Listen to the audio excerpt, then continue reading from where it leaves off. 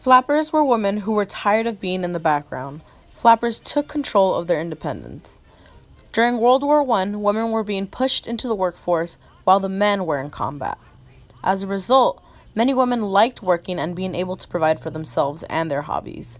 Many of these young women used their money for this new flapper lifestyle in which they drank, smoked, and uplifted other women in the process. The flappers were the youth culture the 1920s needed. They were the roaring women of the roaring 20s. Before I explain what a youth culture is, let me explain what a culture is. This is going to sound like a real wedding toast in a second. Merriam-Webster defines love as... Just kidding. But really, Merriam-Webster defines a culture as the customary beliefs, social reforms, and material traits of a racial, religious, or social group. Also, the characteristic features of everyday existence, such as diversions or a way of life, shared by people in a place or time.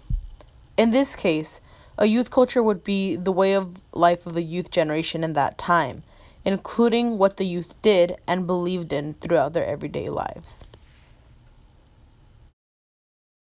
There are a lot of opinions on whether or not the flappers were a distraction from the women's movement or a tool in its revolution.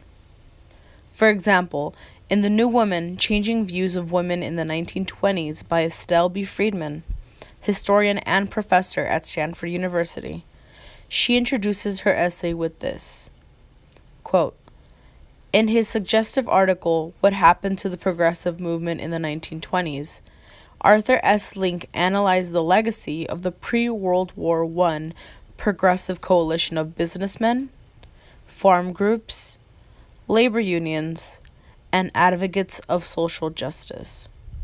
However, he neglected to mention the fate of feminists, either those women active in the suffrage movement or those involved in broader areas of social reform.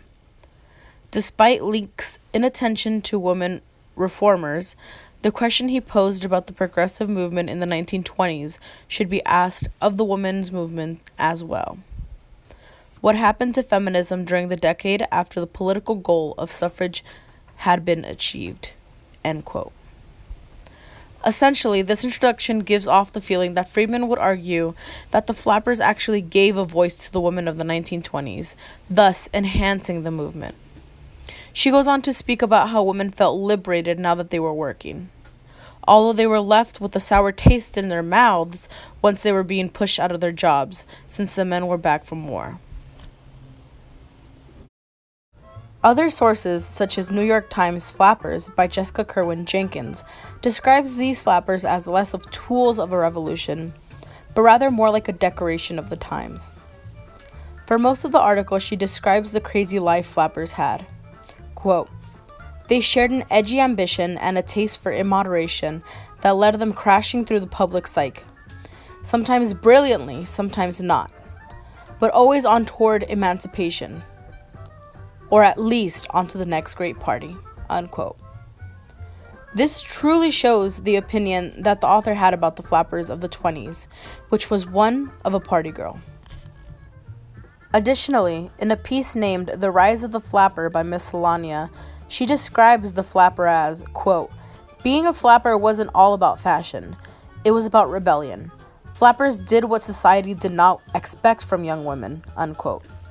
She makes a point to mention that it wasn't all just bobs and red lipstick, that these young women were standing for something bigger. Solania also mentioned in her piece that flappers were not only working but beginning to enroll in school, which was a big milestone.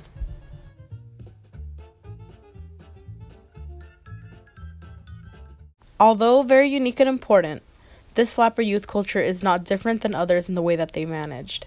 Every youth culture has a set of youth tactics used to maneuver through their lifestyles. One of the tactics includes being aware spatially so that one can make their way to the town for speakeasies, for example. Also, since cars were becoming more accessible, it was easier for women to get to the next party while avoiding officers.